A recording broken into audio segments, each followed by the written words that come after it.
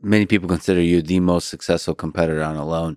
The other successful one is Roland Welker, Rock House guy. Oh, yeah. This is just a fun, ridiculous question, but head to head, who do you think survives longer? If you want to get me the competitive side of it, I would just say, well, I'm pretty dang sure I had more pounds of food. I didn't have the advantage of knowing when it would end, which I think would have been a great psychological.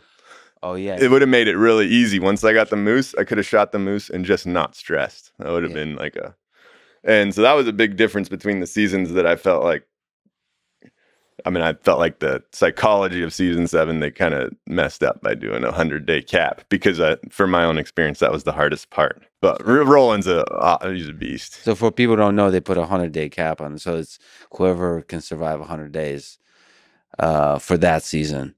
It's interesting to hear that for you, the uncertainty, not knowing when it ends, was for sure it. It's the hardest.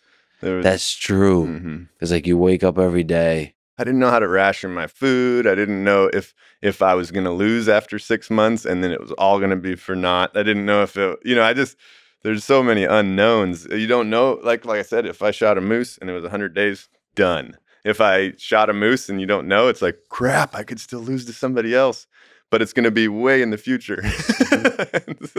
So anyway, that for me was definitely the hard part. And when you found out that you won and your wife was there, it was funny because you're really happy. There was a great sort of moment of you reuniting, but also there's a state of shock of like, you look like you were ready to go much longer. That was the most genuine shock I could have. I hadn't even like entertained the thought yet. I didn't even think it was. You'd hear the helicopters, and I just assumed there was other people out there. I just hadn't. I thought, and for one, the previous person that had gone the longest had gone 89 days. So I just knew whoever else was out here with me, somebody's got that in their crosshairs. They're going to get to 90, and they're not going to quit at 90. They're going to go to 100.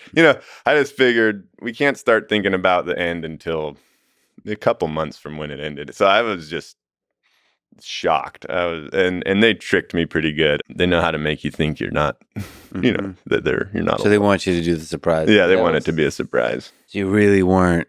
I mean, you have to do that, I guess, for survival. Don't be counting the days. No, I think that would be, then, you see that on some of the people do that. For myself, that would be bad psychology because then you're just always disappointing yourself. You have to be settled with the fact that this is going to go a long time and suck.